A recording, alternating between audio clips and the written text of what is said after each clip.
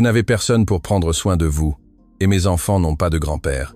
Permettez-nous de rester, dit la veuve. Le crépuscule tombait sur le domaine Saint-Hubert comme si le ciel entier s'enflammait. Les nuages se teintaient d'orange et de pourpre, et les vaches dans l'enclos meuglaient doucement, comme si elles aussi savaient que quelque chose était sur le point de changer. Robert Dubois portait son nom depuis 74 ans, et au cours des 3 dernières années, il avait appris à porter aussi le silence. Il était assis dans son fauteuil roulant sur le perron de la maison, comme il le faisait chaque après-midi, regardant le chemin de terre qui menait à sa propriété, sans vraiment s'attendre à ce que quiconque vienne par là.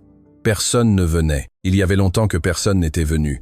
Le domaine était grand, trop grand pour un homme seul. 400 hectares de bonne terre, avec de l'herbe à perte de vue, une vieille étable solide, un moulin à vent qui tournait toujours avec la brise du soir, et une maison en bois qui, autrefois, avait été pleine de voix, des voix de femmes, des voix d'enfants qui n'étaient jamais venus. Robert et son épouse Rosalie avaient essayé d'avoir des enfants pendant 20 ans. 20 ans d'espoir, de neuvaines, de médecins en ville, de larmes silencieuses la nuit. Et finalement, la vie leur avait dit non, que ce domaine, cette terre, ce si grand amour qu'ils partageaient tous les deux, n'aurait personne à qui être transmis. Rosalie était morte 3 ans auparavant, une crise cardiaque foudroyante, dirent les médecins. Robert pensa toujours que ce n'était pas son cœur qui avait flanché, mais qu'elle avait simplement épuisé sa joie de vivre. Ils avaient été ensemble pendant 51 ans. 51 ans à se réveiller l'un à côté de l'autre, à prendre leur café sur ce même perron, à se disputer pour des broutilles et à se réconcilier avant le dîner. Et du jour au lendemain, Robert se retrouva seul avec 400 hectares, 22 vaches, un vieux cheval nommé Canelo qui ne marchait presque plus, et un fauteuil roulant dont il avait eu besoin après qu'une chute lui eût fracturé la hanche l'année suivant la mort de Rosalie, comme si le corps aussi voulait abandonner. Thierry, son unique ouvrier fidèle, venait 3 fois par semaine pour aider avec le bétail. C'était un homme silencieux d'une 50aine d'années, aux mains de pierre et d'une loyauté que Robert n'avait jamais demandée, mais qu'il appréciait en silence. Thierry Fournier avait sa propre famille au village à 12 kilomètres de là et ne pouvait pas rester. Personne ne pouvait rester. Le domaine Saint-Hubert était beau et prospère, et surtout, profondément solitaire. Cet après-midi-là, Robert avait les yeux fixés sur l'horizon sans rien voir de particulier. Il pensait à Rosalie, comme presque toujours. Il pensait à la façon dont elle sortait l'après-midi, son tablier encore en place, s'appuyait contre le poteau du perron et disait que le crépuscule sur le domaine était la plus belle chose que Dieu ait inventée. Et Robert lui répondait toujours que non, que la plus belle chose que Dieu ait inventée, c'était elle. Et elle riait, le traitant de vieil idiot. Et il se sentait l'homme le plus riche du monde. C'est alors qu'il la vit. D'abord une silhouette sur le chemin, puis, à mesure qu'elle s'approchait, elle prit forme. Une jeune femme d'environ 35 ans portant un bébé dans ses bras. Derrière elle, 2 enfants marchaient lentement. Un garçon avec des bretelles traînant un sac en toile et une petite fille serrant une poupée de chiffon contre sa poitrine. La femme portait un panier et une petite malle. Elle marchait le dos droit. Mais Robert, qui avait appris à lire les gens en 74 ans de vie, vit immédiatement que ce dos droit lui coûtait un effort énorme. C'était le genre de posture que l'on adopte quand on est sur le point de s'effondrer, mais qu'on refuse de le faire devant ses enfants. Ils s'arrêtèrent devant le perron. La femme regarda Robert avec des yeux sombres et fatigués, qui, cependant, ne demandaient pas la pitié. Ils demandaient autre chose. Ils demandaient à être écoutés. « Bon après-midi », dit-elle d'une voix plus ferme que Robert ne l'attendait. « Êtes-vous le propriétaire de ce domaine ?»« Je le suis », répondit Robert sans bouger de son fauteuil. « En quoi puis-je vous aider ?» La femme respira profondément. Le bébé dans ses bras remua un peu, et elle le réajusta avec ce geste automatique qu'ont les mères, ce mouvement qu'elles font sans réfléchir, parce que l'enfant est une extension de leur propre corps. Les 2 autres enfants restèrent immobiles, regardant le vieil homme avec des yeux grands et sérieux, comme on regarde un juge avant qu'il ne rende son verdict. Et puis la femme parla, et ce qu'elle dit, Robert Dubois ne l'oublierait jamais. « Vous n'avez personne pour prendre soin de vous, » dit-elle en le regardant droit dans les yeux, « et mes enfants n'ont pas de grand-père. Permettez-nous de rester. » Le silence qui s'ensuivit dura plusieurs secondes. Les vaches meuglèrent au loin. Le moulin à vent tourna lentement, et Robert, qui depuis 3 ans n'avait été surpris par rien, sentit quelque chose bouger dans sa poitrine, quelque chose qu'il croyait complètement endormi. Il ne répondit pas immédiatement, il la regarda, puis il regarda les enfants. Le garçon aîné soutint son regard avec une gravité impropre à son âge. La petite fille serra plus fort sa poupée de chiffon, et le bébé, étranger à tout, tendit une petite main en l'air comme s'il voulait attraper la lumière du crépuscule. Robert ne savait pas encore qui était cette femme. Il ne connaissait pas son histoire. Il ne savait pas d'où elle venait ni quelle sorte de douleur l'avait amenée à sa porte. Mais il y avait quelque chose en elle, dans la manière dont elle avait prononcé ces mots, sans supplication et sans orgueil blessé, juste avec une honnêteté absolue et désarmante qui lui rappela Rosalie, non pas parce qu'elle se ressemblait, mais parce que Rosalie aussi avait été ainsi, directe, sans détour, le cœur à découvert. « Asseyez-vous », dit finalement Robert, désignant les marches du perron. « Racontez-moi. » Et la femme qui s'appelait Amandine, qui avait parcouru plus de 80 kilomètres en 3 jours avec ses 3 enfants, sa malle, son panier et sa dignité intacte, monta les marches et s'assit, et elle commença à parler. Amandine Lefebvre était née dans un petit hameau appelé Les Saules, à 3 départements du domaine Saint-Hubert. Elle était la fille d'un ouvrier agricole et d'une couturière, l'aînée de 5 frères et sœurs. Et depuis l'enfance, elle avait appris que dans la vie, rien ne venait tout seul, que tout devait être gagné avec les mains, la tête et la volonté. Elle avait été une bonne élève, dans la mesure où les circonstances le permirent, c'est, à dire jusqu'à 14 ans, lorsque son père tomba malade et qu'elle dut se mettre à travailler pour aider sa mère avec les jeunes frères et sœurs. Elle ne se plaignit jamais, ne le considéra jamais comme une injustice. C'était simplement ce qu'il fallait faire, et elle le fit. À 22 ans, elle rencontra Gabriel Mercier à la fête du village. C'était un homme travailleur, de bon caractère, avec une ferme de taille moyenne héritée de son père, et avec l'envie de construire quelque chose par lui-même. Ils se marièrent 1 an après leur rencontre, lors d'un mariage simple dans la chapelle du hameau, avec des plats préparés par les voisines et la musique d'un petit orchestre qui demanda peu car le frère du marié jouait de l'accordéon. Ce fut un mariage heureux. Amandine gardait le souvenir de ce jour, comme on garde une fleur entre les pages d'un livre. Fragile, mais intacte. Les premières années furent dures, comme le sont toutes les premières années à la campagne, mais elles furent aussi pleines d'espoir. Gabriel était un homme de peu de mots, mais de beaucoup d'actions. Il se levait avant le soleil et s'endormait après tout le monde. La ferme grandit lentement, avec des sacrifices, avec des dettes qui se remboursaient petit à petit. Quand Antoine, l'aîné, naquit, Gabriel pleura pour la première fois devant Amandine, l'enfant dans ses bras, sans honte. Amandine ne l'oublia jamais. Puis vint Isabelle, puis le bébé Léo, et la famille grandit, et avec elle aussi les responsabilités, et aussi, il faut le dire, le bonheur. Mais la vie à la campagne a ses propres lois, et l'une de ces lois, la plus cruelle, est qu'elle ne demande pas de permission. Il y a 8 mois, Gabriel sortit vérifier la clôture nord avec 2 de ses ouvriers. C'était un matin au ciel dégagé, sans aucun signe de malheur. Il ne revint jamais, le cheval revint seul à midi. Ils le retrouvèrent 3 heures plus tard au pied d'un ravin. On dit que le cheval s'était effrayé à cause d'un serpent et que Gabriel était tombé de mauvaise manière. Le coup à la tête fut immédiat. Il n'a pas souffert, lui dit-on, comme si c'était une consolation suffisante pour une femme de 34 ans avec 3 enfants et une dette bancaire que son mari ne lui avait pas entièrement révélée. Amandine survécut les premiers mois avec ce qu'il y avait à la ferme et l'aide de ses belles-sœurs, qui vinrent les premières semaines puis retournèrent à leur propre vie, car elles avaient leurs propres enfants et leurs propres problèmes. Elle ne leur en voulut pas, c'est la vie. Quand la banque envoya l'huissier avec les papiers, Amandine savait déjà ce qui allait arriver. La dette était plus grande qu'elle ne l'avait imaginé. Gabriel avait contracté un gros prêt l'année précédente pour acheter plus de bétail, confiant que la prochaine récolte le sauverait. La récolte n'arriva pas, ni Gabriel. Amandine demanda du temps. On lui donna 3 mois, puis elle en demanda plus. On lui donna 1 mois. Puis les hommes de la banque arrivèrent avec un juge et des papiers officiels, et une froideur bureaucratique qu'Amandine n'oublierait jamais. Et ils lui dirent qu'elle avait 72 heures pour quitter la propriété. Elle resta debout dans la cour de sa maison pendant que les hommes parlaient, Léo dans ses bras et Isabelle accrochée à sa jupe, et Antoine à ses côtés, regardant les étrangers avec une expression qu'un enfant de 8 ans ne devrait pas avoir. Une expression de rage contenue et de peur dissimulée qui brisa le cœur d'Amandine plus que toute autre chose. Cette nuit-là, quand les enfants furent endormis, Amandine s'assit à la table de sa cuisine, qui dans 2 jours ne serait plus sa cuisine, et resta longtemps sans bouger. Puis elle sortit papier et plume et écrivit le peu qu'elle avait, ce qu'il pouvait emporter, ce qu'il devrait laisser. Elle fit 3 listes, les déchira, les refit, et finalement, quand le coq chanta à 3 heures du matin, Amandine Lefebvre prit une décision. Elle n'allait pas rester au Saule à attendre que quelqu'un la sauve.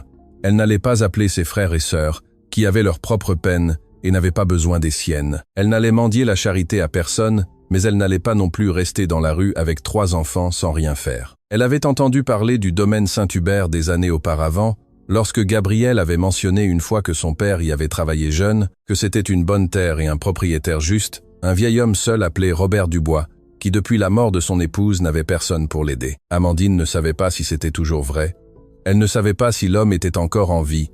Elle ne savait rien avec certitude, mais il y avait quelque chose qu'elle savait. Elle savait travailler, elle savait cuisiner et nettoyer, et prendre soin des malades, et traire les vaches, et semer un champ de maïs, raccommoder les vêtements et faire fructifier l'argent, et élever des enfants, et se relever quand le monde s'était effondré sur elle. Elle savait toutes ces choses avec une certitude qu'aucune banque ne pouvait lui enlever.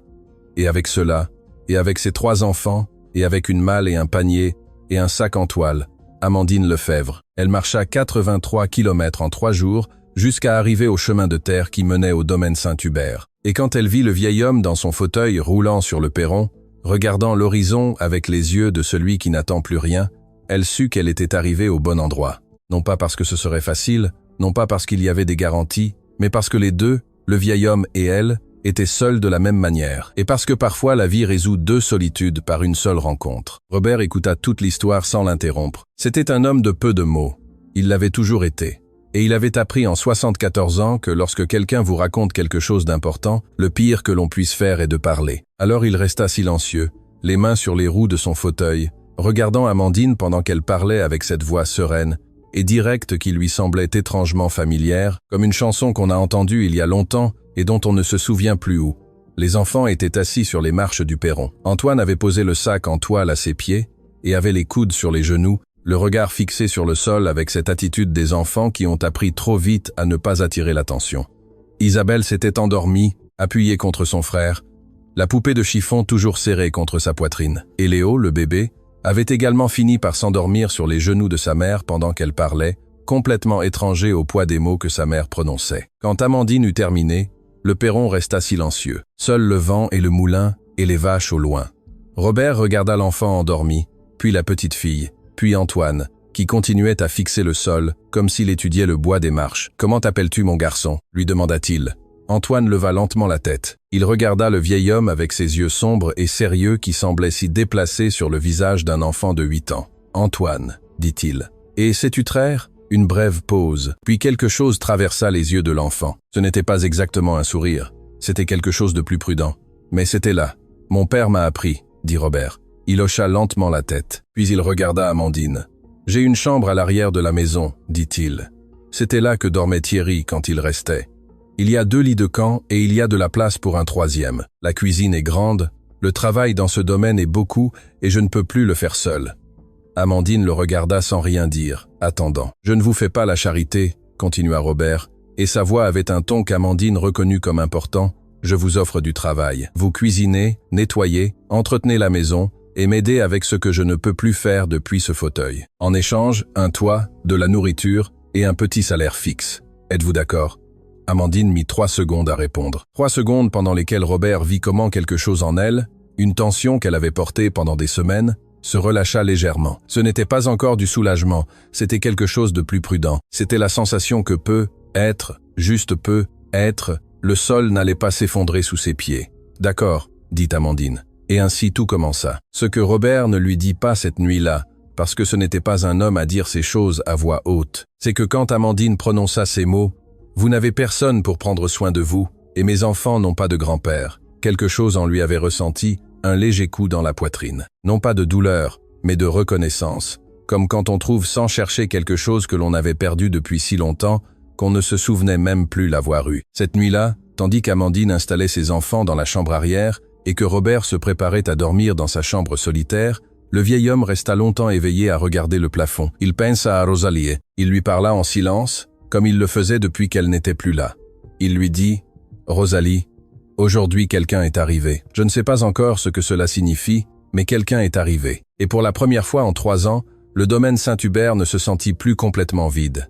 Dehors, le moulin à vent continuait de tourner sous le ciel étoilé. Et dans la chambre du fond, un enfant de 8 ans nommé Antoine, avant de s'endormir, pensa que le vieil homme en fauteuil roulant avait l'air d'une bonne personne. Et cela, pour Antoine, qui avait appris à se méfier des inconnus depuis que les hommes de la banque étaient venus chez lui, signifiait beaucoup. Les premiers jours au domaine Saint-Hubert furent de ceux qu'on n'oublie pas, non pas parce qu'il se passe des choses extraordinaires, mais précisément parce qu'il n'en passe pas. Ce sont des jours de nouvelles routines, d'apprendre les espaces d'un autre, de découvrir où se trouve la carafe d'eau et à quelle heure les coqs de cette maison chantent et comment le propriétaire aime son café. Ce sont des jours inconfortables et nécessaires à la fois, comme le premier jour d'école ou le premier jour d'un nouveau travail, à la différence que dans ce cas, la salle de classe était une vieille maison en bois et le travail était la vie elle-même. Amandine se leva le premier jour avant l'aube, trouva la cuisine froide et sombre et passa 10 minutes à chercher les allumettes avant de les trouver au-dessus de l'étagère derrière un pot de cannelle. Elle alluma le foyer et mit de l'eau à chauffer et commença à explorer les placards avec précaution, comme quelqu'un qui entre sur un territoire étranger qui ne lui appartient pas encore. Il y avait des légumes secs et du riz et quelques oignons et 2 tomates. Cela suffisait. Quand Robert apparut sur le seuil de la cuisine, poussant son fauteuil roulant avec les bras, le soleil commençait à peine à poindre, et la cuisine sentait le café fraîchement moulu et les crêpes sur la plaque. Le vieil homme s'arrêta à la porte et ne dit rien un instant. Il avait passé 3 ans à chauffer seul une boîte de café instantané. « Bonjour », dit Amandine sans se retourner, retournant une crêpe avec les doigts, avec cette confiance qu'ont les femmes qui ont passé toute leur vie dans une cuisine. « Bonjour », répondit Robert. Il s'assit à table et Amandine lui posa devant un bol de café au lait et une assiette de crêpes. Robert regarda l'assiette. Il avait mangé si mal pendant si longtemps, mangeant ce que Thierry lui laissait préparer ou ce qu'il parvenait lui-même à chauffer depuis son fauteuil, ou que voir une assiette de vraie nourriture lui procura une émotion qu'il ne sut pas très bien gérer. Il mangea en silence. Amandine mangea debout près du foyer, comme le font les mères, qui veillent à tout en même temps. Et bien qu'aucun des deux ne parla beaucoup lors de ce premier petit déjeuner, quelque chose s'installa entre eux, quelque chose qui ressemblait à une trêve ou au début d'une habitude. « Et toi, qu'aurais-tu fait à la place de Robert? Aurais-tu ouvert les portes à Amandine et à ses enfants? Ou aurais-tu eu peur de laisser entrer des inconnus? Raconte-moi dans les commentaires, j'adore les lire tous. » La première semaine fut faite d'ajustements. Robert était un homme d'habitude profondément enraciné, comme le sont tous les hommes qui ont vécu seuls suffisamment longtemps pour que leur manie devienne routine et leur routine devienne caractère. Il déjeunait à 6h30. Il voulait le café noir, sans sucre, très chaud. Il déjeunait à 13h précise, se reposait 40 minutes après le déjeuner. Il dînait avant la tombée de la nuit, car il n'aimait pas manger à la lumière artificielle. Et avant de dormir, sans faute, il s'asseyait sur le perron pour voir la nuit tomber avec une couverture sur les jambes s'il faisait froid. Amandine apprit tout cela sans qu'il le lui dise. Elle l'observa, le nota, l'intégra. Robert ne tarda pas à se rendre compte que la femme avait une intelligence pratique remarquable, de celles qui ne s'apprennent dans aucune école, mais qui se forgent dans la nécessité. Elle ne posait jamais 2 fois la même question. Il n'était jamais nécessaire de lui expliquer quelque chose avec trop de détails. Et quand elle commettait une erreur, elle la corrigeait seule, sans en faire un drame. Les enfants, de leur côté, conquirent le domaine mètre par mètre, avec la naturalité silencieuse des enfants qui ont appris à ne pas demander la permission d'exister, mais qui, cependant, existent avec une présence retentissante. Antoine trouva les étables le 2e jour et resta à regarder les vaches avec une expression de concentration sérieuse, comme s'il évaluait leur valeur. Robert le vit depuis le perron. « Tu veux entrer ?» lui cria-t-il. Antoine le regarda. Il hocha la tête. « Le verrou est à gauche », dit Robert. Cet après-midi-là, sans que personne ne le lui demande, Antoine nettoya les tables. Pas toutes, car c'était trop de travail pour un enfant, mais il nettoya la partie qu'il put avec un balai qu'il trouva accroché au mur et avec une concentration qui aurait rendu fier n'importe quel père. Robert le vit de loin et ne dit rien.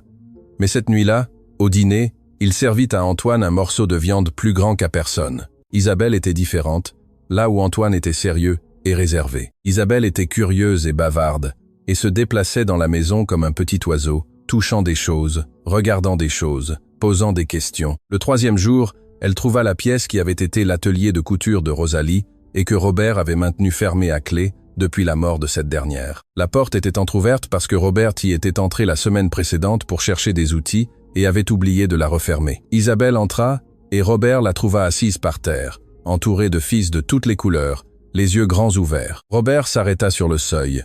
Il ressentit ce coup familier dans la poitrine, ce poids aigu qui arrivait toujours quand quelque chose lui rappelait Rosalie, de manière inattendue. « C'était à la maîtresse de maison », dit-il d'une voix qui lui sortit, plus sèche qu'il ne l'avait voulu. Isabelle le regarda avec ses grands yeux, sans culpabilité. Elle tenait dans sa main une pelote de laine bleue. « Et où est la maîtresse ?» demanda-t-elle avec l'innocence complète de ses 5 ans. Robert mit un instant. « Elle est partie au ciel », dit-il. Isabelle considéra cela avec tout le sérieux du monde.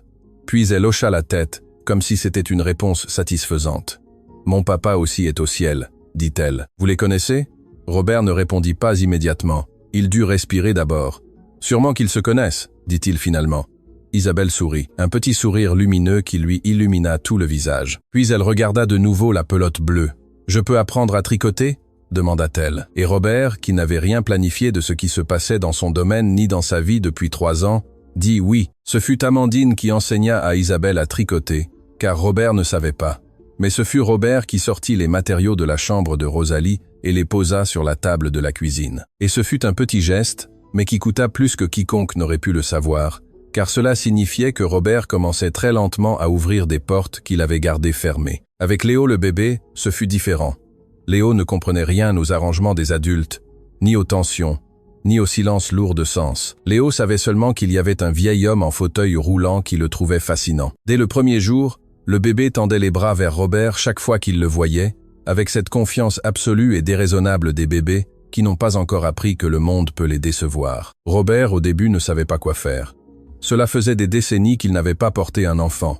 Cela faisait des décennies qu'il avait cessé de rêver d'en porter un. La première fois qu'Amandine le lui mit dans les bras sans lui demander la permission, le déposant simplement là pendant qu'elle allait s'occuper du foyer, Robert resta complètement raide, les bras rigides et les yeux grands ouverts, regardant le bébé comme si c'était un objet étrange et précieux qui pourrait se briser. Léo le regarda, tendit une main et tira sa barbe blanche. Et Robert, qui depuis 3 ans n'avait pas ri pour de bon, laissa échapper un bref éclat de rire, surpris, presque effrayé, comme si son propre corps ne reconnaissait pas le son qu'il venait de produire. Amandine l'entendit de la cuisine et sourit de dos sans qu'il la voie. Thierry arriva le mercredi suivant, comme à son habitude. Il venait dans sa vieille camionnette chargée d'outils et descendit d'un bond avec cette énergie d'homme, habitué au travail physique depuis l'enfance.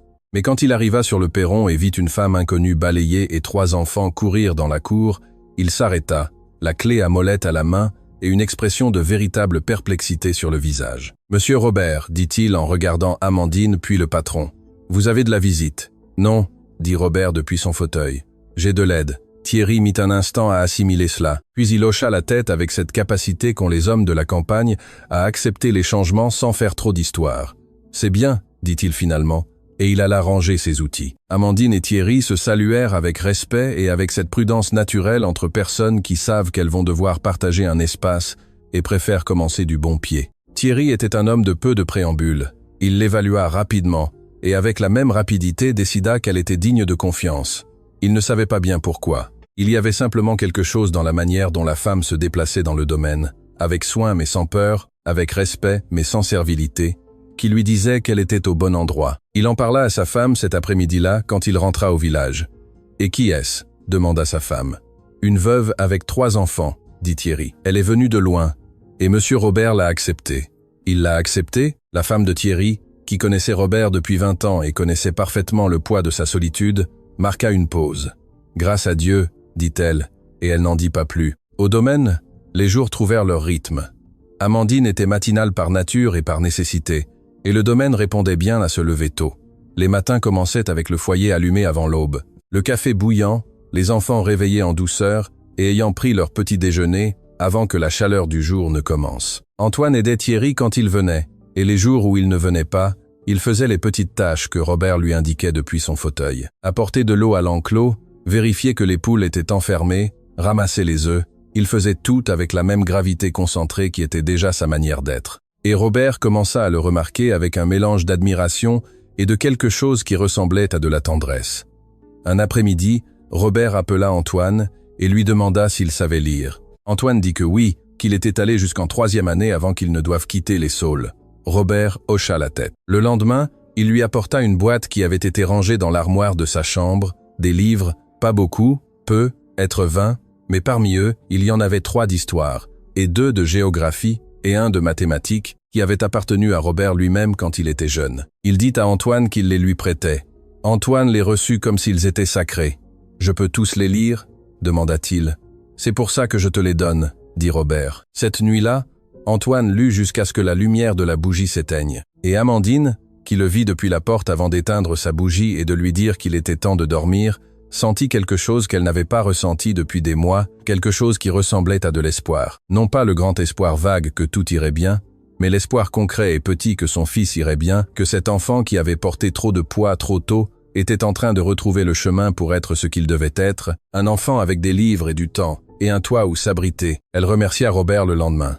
Le vieil homme fit un geste de la main comme pour minimiser l'importance.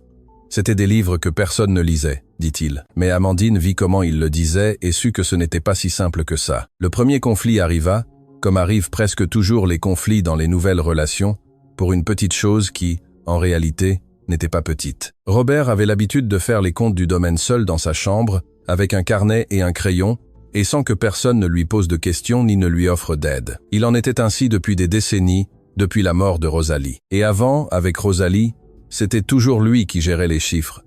Parce que c'était ce qu'il savait faire, c'était son territoire, son contrôle sur une pifesse qui lui échappait par trop d'autres aspects. Un mardi après-midi, Amandine trouva sur la table de la cuisine une facture du vétérinaire que Robert avait oubliée là. Elle la lut involontairement parce qu'elle était ouverte, et vit qu'il y avait un montant qui ne correspondait à aucun service du domaine qu'elle connaissait. Ce n'était pas beaucoup d'argent, mais c'était une erreur. Et Amandine, qui avait administré sa propre ferme pendant des mois de crise et savait ce qu'était un chiffre erroné, le signala au dîner. « Monsieur Robert, la facture du vétérinaire a un montant en trop. » Robert la regarda. Ses yeux se durcirent légèrement. « Vous avez vérifié mes comptes. Elle était sur la table, » dit Amandine sans reculer, mais calmement. « Je l'ai vue sans faire exprès. Je voulais juste vous prévenir. » Il y eut un silence. Les enfants, qui avaient ce radar infaillible pour détecter la tension entre adultes, cessèrent de faire du bruit. « Je m'occupe de mes comptes, » dit Robert. « Avec tout le respect que je vous dois, » dit Amandine. « Le montant est en trop, et si vous ne le réclamez pas cette semaine, ils ne vous le rembourseront plus. » Autre pause. Robert la regarda. Amandine soutint son regard avec cette même honnêteté directe avec laquelle elle avait prononcé les premiers mots qu'elle lui avait dits, sans agressivité, sans peur, avec la simple assurance de quelqu'un qui dit la vérité et ne s'en excuse pas. Robert détourna le regard. « D'accord, » dit-il à voix basse. Le lendemain matin, il appela le vétérinaire et réclama le montant. Amandine avait raison. On le lui remboursa. Il ne lui dit rien.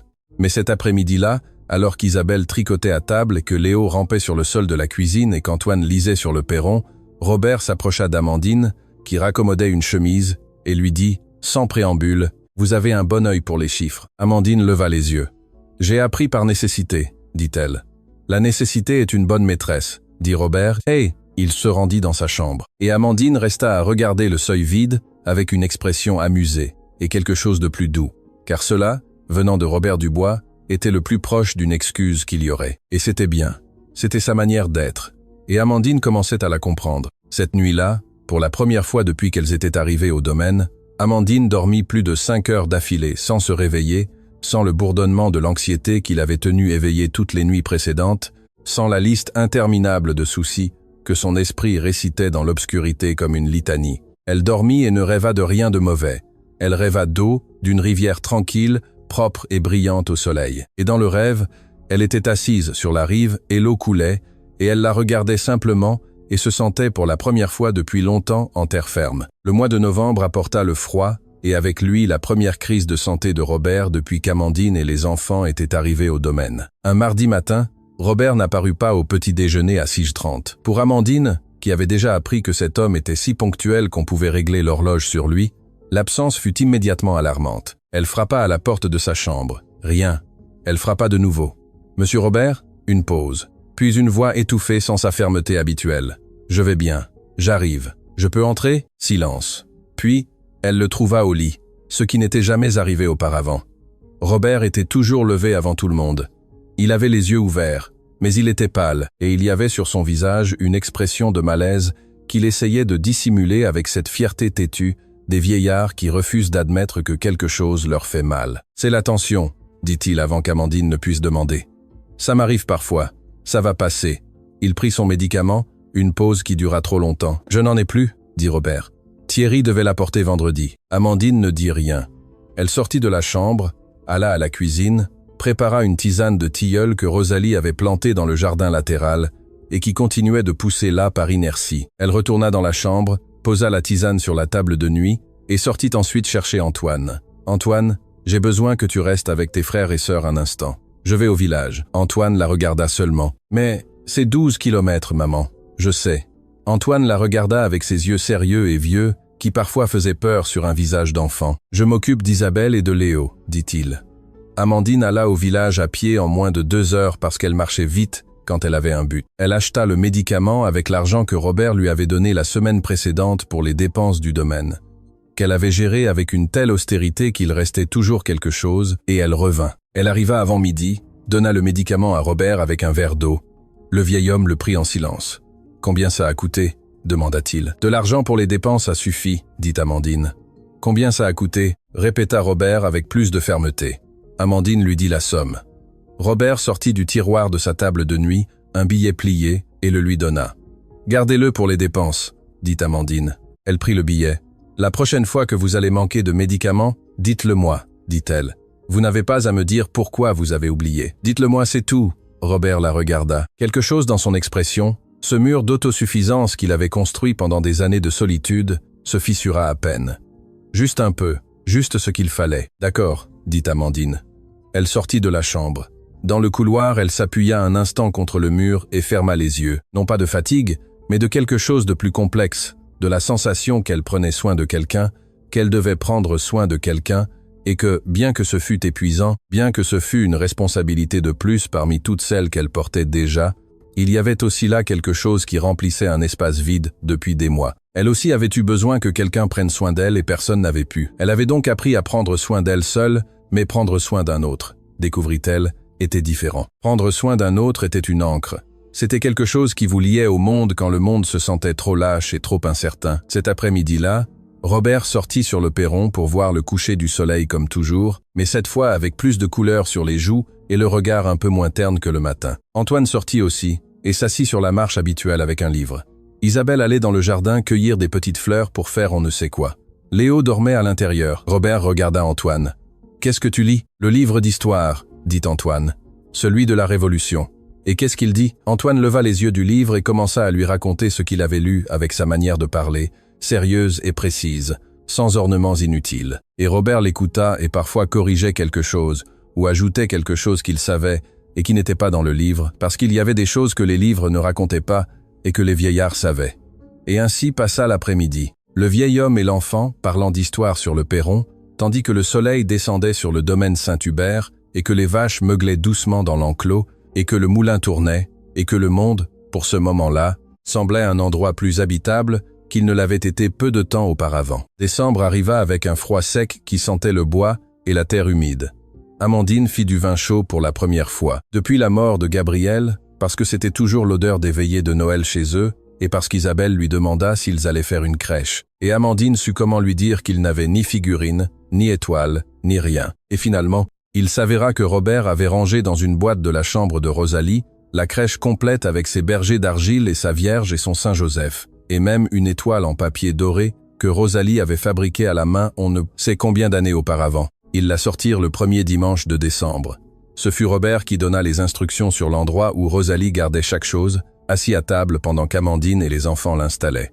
Isabelle prit la Vierge avec des mains de plume et la posa avec une délicatesse qui serra la gorge de Robert. Antoine monta la petite étable de paille avec la concentration d'un artisan, et Léo, qui ne comprenait encore rien, mais qui sentait que quelque chose de spécial se passait. Il s'assit par terre et regarda tous les yeux grands ouverts. Quand elle fut prête, Robert la regarda en silence pendant longtemps. « Rosalie la mettait de la même façon, » dit-il, avec l'étoile un peu tordue, parce qu'elle disait qu'au ciel aucune étoile n'est parfaitement droite. Personne ne répondit, mais Isabelle se leva sur la pointe des pieds avec beaucoup de soin et tordit légèrement l'étoile en papier doré vers la gauche. Robert dut détourner le regard. Les veillées furent célébrées à la maison les 9 nuits de suite avec la litanie chantée à voix basse, car aucun des adultes n'avait une voix de chanteur. Mais les enfants, si, surtout Isabelle, qui avait hérité on ne sait de qui, une oreille parfaite, et chantait avec une justesse qui contrastait comiquement avec la voix rouillée de Robert, qui se joignait parfois au chœur. Thierry et son épouse Célestine vinrent 3 soirs. Célestine était une femme ronde et chaleureuse qui tomba amoureuse des enfants dès le premier instant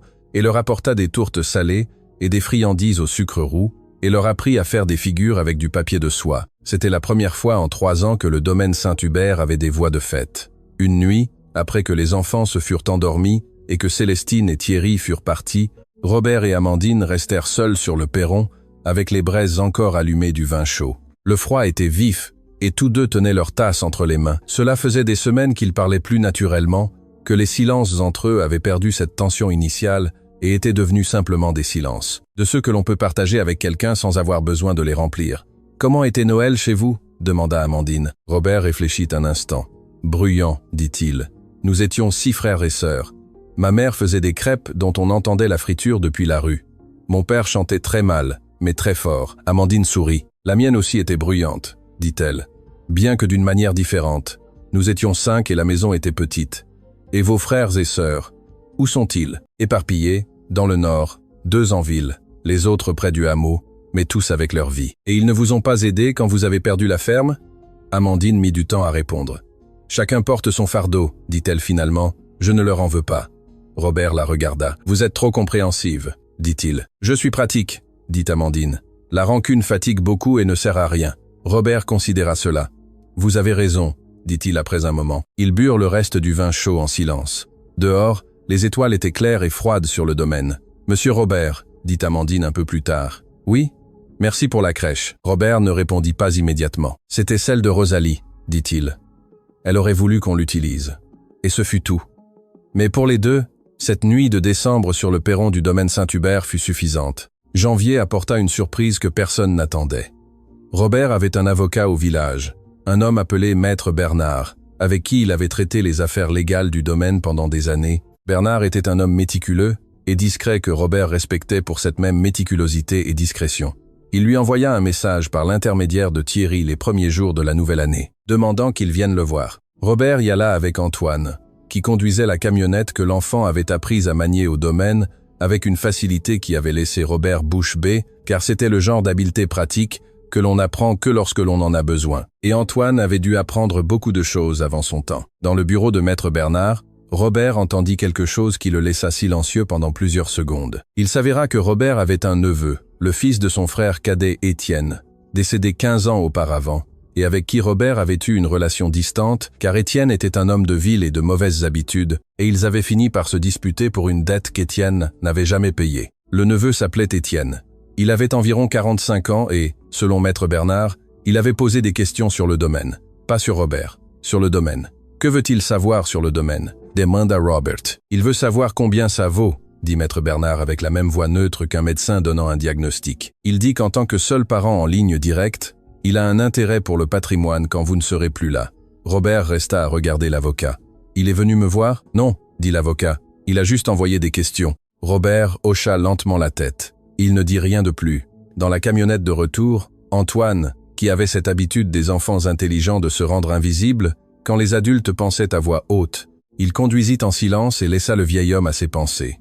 De retour au domaine, Robert resta sur le perron sans rien dire à Amandine pendant tout l'après-midi. Amandine le vit et ne posa pas de questions car elle le connaissait suffisamment pour savoir que lorsqu'il avait cette expression, c'était parce qu'il avait besoin de temps et non de questions. Elle lui laissa le café chaud sur la petite table à côté de son fauteuil et continua ses occupations.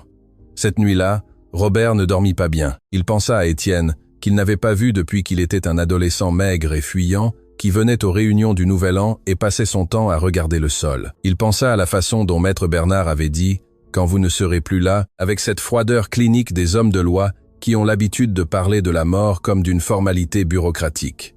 Il pensa au domaine, à tout ce que lui et Rosalie avaient construit, ensemble en 50 ans, pierre après pierre, sacrifice après sacrifice, à ce qui arriverait à tout cela quand il ne serait plus là. Et il pensa à Amandine.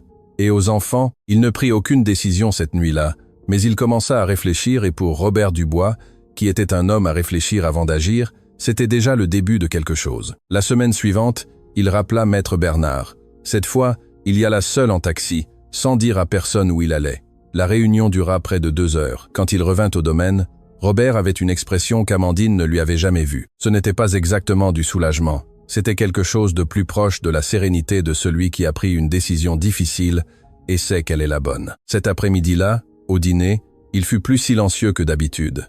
Mais avant de se lever de table, il regarda Amandine et lui dit avec cette voix directe, qui était la seule qu'il avait. « Demain, je veux vous parler, sans les enfants. Ce peut être après le petit déjeuner. » Amandine le regarda. « Ce peut être, dit-elle. » La conversation du lendemain matin fut l'une des plus importantes que Robert Dubois ait eues ces dernières années. Ils s'assirent sur le perron tous les deux seuls, le café à la main, et le domaine s'éveillant autour d'eux, les poules cacardant, les vaches remuant dans l'enclos, le moulin tournant lentement avec l'air froid du matin. Robert commença par parler du domaine, de son histoire, de la façon dont il l'avait reçu de son père, qu'il avait reçu du sien, et de la façon dont lui et Rosalie l'avaient travaillé et amélioré pendant 50 ans. Il parla des dettes qu'il y avait eues et de la façon dont il les avait payées.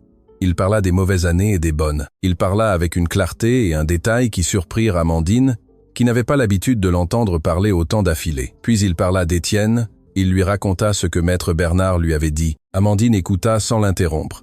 Puis Robert resta silencieux un instant, regarda vers l'enclos, puis regarda Amandine. « Je ne veux pas que ce domaine arrive entre les mains de quelqu'un qui ne s'est jamais sali les bottes ici, dit-il, qui n'a jamais traité une vache, ni réparé une clôture, ni ne s'est levé à 4 heures du matin parce que le bétail était malade. » Amandine le regarda sans rien dire. « Vous avez travaillé ce domaine comme s'il était le vôtre depuis le premier jour où vous êtes arrivé, continua Robert. Et vos enfants aussi. Antoine en sait plus sur cet endroit que beaucoup d'hommes qui sont à la campagne depuis des années. » Amandine sentit son cœur faire un bond.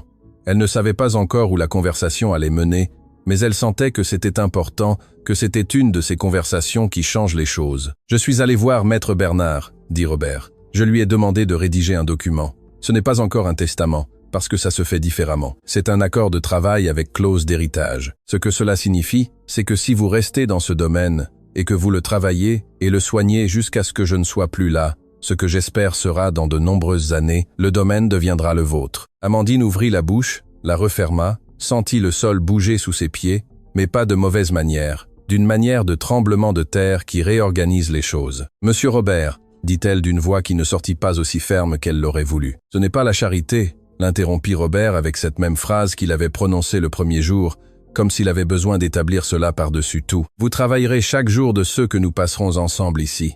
Vous prendrez soin du domaine, et vous prendrez soin de moi quand j'en aurai besoin, ce qui sera de plus en plus souvent. Et en échange, quand je partirai, ceci sera à vous et à vos enfants. » Amandine le regarda. Elle avait les yeux pleins de larmes qu'elle refusa de laisser couler car ce n'était pas son style. « Pourquoi ?» demanda-t-elle. Robert mit du temps. « Parce que Rosalie et moi voulions avoir des enfants et nous n'avons pas pu, dit-il.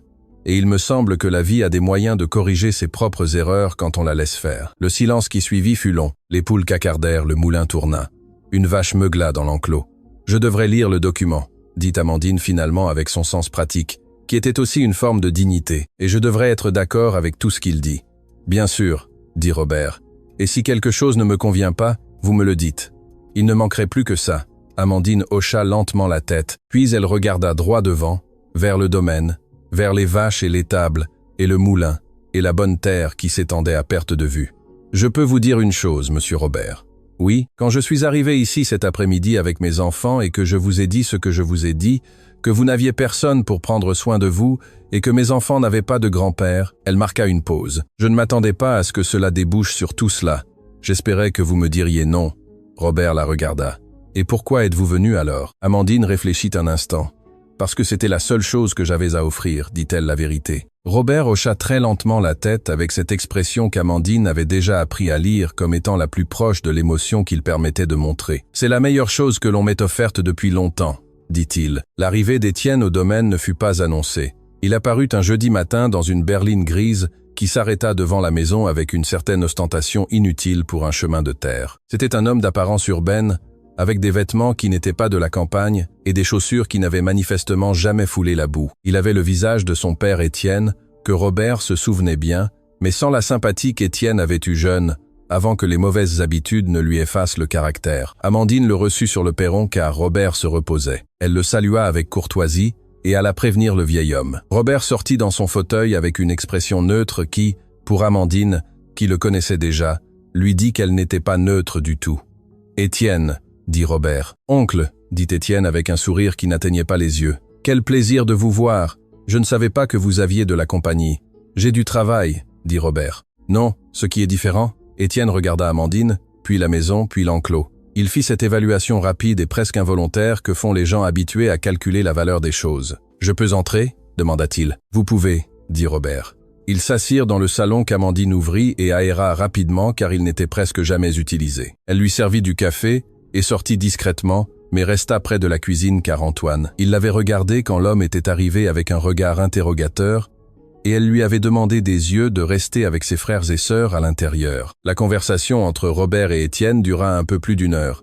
Amandine ne put pas tout entendre, mais elle en entendit suffisamment. Étienne était venu explorer, c'était clair, voir comment allait son oncle, tâter le terrain, calculer combien de temps Robert pouvait encore compter, et à quel point il devait s'inquiéter des étrangers qui s'étaient apparemment installés sur la propriété. Ce à quoi il ne s'attendait pas, c'était à Robert. L'homme qu'Étienne avait imaginé trouver était un vieil homme malade et seul, gérable, peu, être effrayé par la solitude. Ce qu'il trouva fut Robert Dubois en pleine possession de ses facultés, l'esprit clair et la volonté intacte, et avec 4 mois de vie renouvelée, qui lui avaient rendu une partie de l'énergie que la solitude lui avait enlevée. Robert lui parla avec respect et clarté. Il lui dit qu'il allait bien, qu'il avait de l'aide, que le domaine était en ordre et qu'il avait déjà pris les dispositions légales correspondantes pour garantir que le domaine continuerait d'être travaillé par des gens qui le connaissaient et l'aimaient quand il ne serait plus là. Étienne le regarda. « Dispositions légales ?» dit-il. « Avec Maître Bernard, dit Robert, qui s'occupe de mes affaires depuis 30 ans et est un homme de confiance. » Étienne ne posa pas plus de questions, mais son expression changea. Cette évaluation calculatrice se tendit puis devint plus prudente, comme celle de quelqu'un qui vient négocier et découvre que l'autre a déjà conclu l'affaire. Il partit avant midi, avec un autre sourire qui n'atteignait pas les yeux, et avec une promesse de revenir bientôt que Robert reçut d'un geste qui ne signifiait rien. Quand la berline grise disparut sur le chemin, Robert resta sur le perron. Regardant la poussière qu'elle soulevait, Amandine sortit de la cuisine et se tint à côté de lui sans rien dire. « Vous allez bien ?» demanda-t-elle après un moment. « Je vais bien » dit Robert. Comme d'habitude. Amandine hocha la tête. « Voulez-vous plus de café ?»« Oui » dit Robert. « Et si vous avez un peu de pain aussi ?» Et ainsi fut résolue la visite d'Étienne, non pas avec du drame, non pas avec de la confrontation, mais avec la sérénité d'un homme qui sait ce qu'il a et sait ce qu'il veut en faire, et n'a besoin de l'approbation de personne pour le faire. Cet après-midi-là, Antoine demanda à Robert qui était l'homme de la berline grise. « Un neveu que je ne connais pas bien, » dit Robert. « Il va revenir ?» demanda Antoine. « Peut être, » dit Robert. « Mais cela n'a plus d'importance. » Antoine hocha la tête avec son sérieux habituel. « Bien, » dit-il, et il retourna à son livre. Le printemps arriva au domaine Saint-Hubert avec la pluie. Il pleuva 3 jours de suite en mars, une bonne pluie régulière qui trempa la terre et remplit l'abreuvoir du bétail, et rendit tout vert d'une manière presque violente, comme si la nature était impatiente de se prouver à elle-même qu'elle le pouvait encore. Après la pluie, le domaine sentait différemment. Il sentait la terre humide et l'herbe nouvelle et quelque chose de propre qui n'a pas de nom, mais que tout le monde reconnaît. Amandine planta un jardin. Elle n'avait pas eu le temps avant ou peu, être n'avait-elle pas eu la certitude de rester suffisamment longtemps pour planter quelque chose et le voir grandir. Mais en mars, l'accord étant déjà signé et les mois déjà accumulés, et les enfants déjà enracinés dans le domaine, avec cette facilité des enfants qui s'adaptent aux bons endroits, Amandine alla dans le jardin latéral de la maison, celui que Rosalie avait rempli de fleurs et commença à travailler la terre. Robert la vit depuis le perron et ne dit rien pendant un moment. Puis il lui demanda « Savez-vous ce que Rosalie plantait là ?»« Non, » dit Amandine. « Mais si vous me le dites, je le planterai aussi. » Robert alla à l'intérieur et revint avec un papier. C'était l'écriture de Rosalie, avec une liste de graines et de bulbes et de noms de fleurs écrits, avec cette calligraphie ronde et soignée qu'elle avait. Robert l'avait gardé des années. Amandine le prit avec soin, comme Isabelle avait pris la Vierge de la crèche. « Je vais le copier et vous rendre l'original, » dit-elle. « Gardez-le, » dit Robert. Elle aurait voulu qu'on l'utilise. C'était la 2e fois qu'il prononçait cette phrase à propos de quelque chose de Rosalie. Amandine le remarqua et ne le dit pas, mais elle le retint. Ce mois de mars, Antoine eut 9 ans. Il n'y avait eu ni argent ni temps pour célébrer son anniversaire l'année précédente. Et l'année précédente, c'était le mois où Gabriel était mort. L'enfant n'avait donc pas eu de fête depuis 2 ans. Amandine n'avait pas grand-chose, mais elle fit ce qu'elle put. Un gâteau au sucre roux et à la cannelle fait dans le four à bois, qui était un peu tordu, mais qui sentait merveilleusement bon, et une piñata en papier qu'elle et Isabelle avaient fabriquée la semaine précédente avec une vieille marmite en terre cuite et du papier journal encollé et du papier de soie de couleur. Thierry et Célestine vinrent. Célestine apporta des tourtes salées et Thierry apporta un cadeau enveloppé dans du papier journal qui s'avéra être un couteau de berger avec un manche en bois, le genre d'outil qu'un enfant de ferme a besoin et apprécie. Antoine le prit avec un sérieux qui fit rire Célestine et que Robert trouva tout à fait approprié. Robert avait son propre cadeau.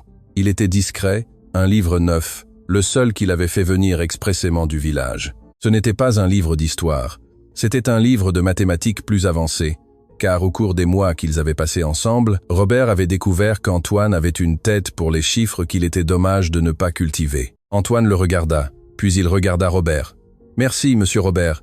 Quand tu l'auras fini, dit Robert, dis-le-moi. » Il y en a un autre. Antoine hocha la tête, et dans cet hochement de tête, il y avait aussi quelque chose qui n'était pas seulement de la gratitude. C'était quelque chose de plus proche de ce que les enfants ressentent lorsqu'un adulte les voit vraiment. Quand quelqu'un remarque qui ils sont et décide que cela vaut la peine d'investir là, dedans. La fête fut petite et bruyante et pleine de rire. Isabelle chanta les comptines avec sa voix juste, et Léo applaudit sans trop savoir pourquoi, mais avec grand enthousiasme. Thierry tenta la piñata les yeux bandés et frappa 4 fois dans le vide avant de l'atteindre, ce qui provoqua un éclat de rire général. Et Robert, assis dans son fauteuil à côté de la table, avec un morceau de gâteau tordu dans l'assiette, et le bruit des enfants autour de lui, et l'odeur des tourtes salées et de la cannelle dans l'air, pensa à Rosalie. Il lui dit « Rosalie, je ne suis plus seul. Pas de la manière dont il pensait ne jamais plus ne pas être seul, mais je ne suis plus seul. » Et il lui sembla que s'il avait pu voir le visage de Rosalie à ce moment-là, il aurait vu qu'elle souriait. L'été fut le premier complet qu'Amandine et les enfants passèrent au domaine Saint-Hubert, et ce fut aussi le plus laborieux et le plus rempli. La chaleur fut forte en juin et juillet, et avec elle vinrent les problèmes propres à la campagne en été. Une vache qui tomba malade, et que Robert et Thierry et Amandine soignèrent à tour de rôle pendant 3 jours, jusqu'à ce qu'elle se rétablisse. Une partie de la clôture nord qui céda, et qu'Antoine et Thierry réparèrent lors d'une longue journée suante, qui se termina avec les 2 couverts de terre, et avec une fierté silencieuse, qui ressemblait beaucoup à celle de père, fils.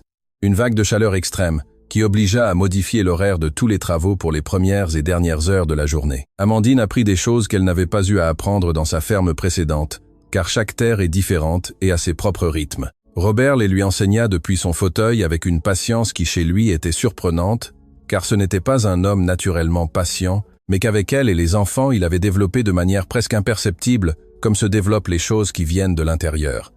Il lui enseigna à lire les nuages du domaine, qui étaient différents de ceux d'autres endroits, car l'altitude et le type de terre affectaient la manière dont il se formait. Il lui enseigna quand il était temps de déplacer le bétail et quand le laisser tranquille. Il lui enseigna quelle plante du jardin de Rosalie servait à quoi, car Rosalie avait été une femme de remède et avait planté avec un but, pas seulement par plaisir. Il lui enseigna à lire le carnet de compte du domaine avec ses propres codes et ses abréviations que lui seul comprenait, car il était important que quelqu'un d'autre les comprenne.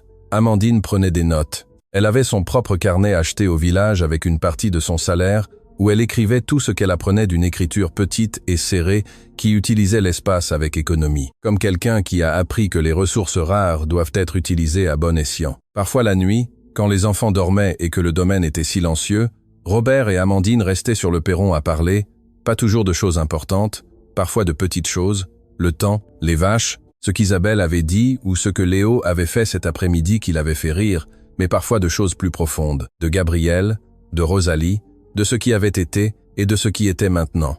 Une nuit de juillet, Amandine lui demanda quelque chose qu'elle voulait demander depuis longtemps. « Cela vous fait-il mal que Rosalie ne soit pas là pour voir tout cela ?» Robert mit beaucoup de temps à répondre. Le grillon chantait dehors, et la chaleur de la nuit était de celle qui ne diminue pas même après le coucher du soleil. « Ça me fait mal tous les jours, » dit-il. « Mais avant, ça me faisait mal seul. Maintenant, ça me fait mal accompagné et c'est différent. » Amandine hocha la tête. « Il m'arrive la même chose avec Gabriel, dit-elle. Avant, si je me distrayais et que j'allais bien, je le trahissais, comme si devoir aller de l'avant était une trahison. Et maintenant je crois qu'aller de l'avant est la seule chose qu'il aurait voulu pour nous, dit Amandine. Que ses enfants aillent bien, que j'aille bien. Je crois que c'est ce que l'on veut pour les gens que l'on aime, qu'ils aillent bien, même si l'on n'est plus là pour le voir. » Robert la regarda. « Oui, dit-il, c'est ce que l'on veut. » Et dans ce oui, il y avait tout ce que Robert Dubois ne disait pas à voix haute, mais qu'il ressentait depuis des mois dans chaque petit geste, dans chaque livre prêté, dans chaque après-midi sur le perron, dans chaque comptine de Noël, chantée par une petite fille à la voix juste lors de l'anniversaire d'un enfant qui n'était pas son petit-fils, mais qui d'une certaine manière, sans que personne ne l'ait déclaré, formellement, il l'était. L'automne arriva au domaine Saint-Hubert avec une couleur qu'Amandine n'avait pas vue dans la ferme où elle avait grandi. Les arbres de la limite nord devinrent jaunes et rouges, et le ciel acquit cette clarté particulière des couchers de soleil d'octobre, qui semble peinte avec trop d'intensité, comme si la nature savait que l'hiver arrive et voulait être généreuse avec la lumière tant qu'elle le peut. Ce fut en octobre que Léo prononça son premier mot clair. Il avait déjà dit des choses avant, des syllabes et des approximations. Mais ce fut en octobre, un matin sur le perron, qu'il désigna Robert de son gros doigt et dit, avec une clarté surprenante pour un bébé de 20 mois, « Papy ». Le silence qui s'ensuivit dura peu, être 2 secondes. Robert regarda le bébé, puis il regarda Amandine, qui avait la même expression de surprise que lui. Puis il regarda de nouveau Léo, qui le désignait du doigt, et attendait avec cette patience improbable des bébés qui viennent de faire quelque chose d'important et savent qu'ils ont été compris. « Papy » répéta Léo.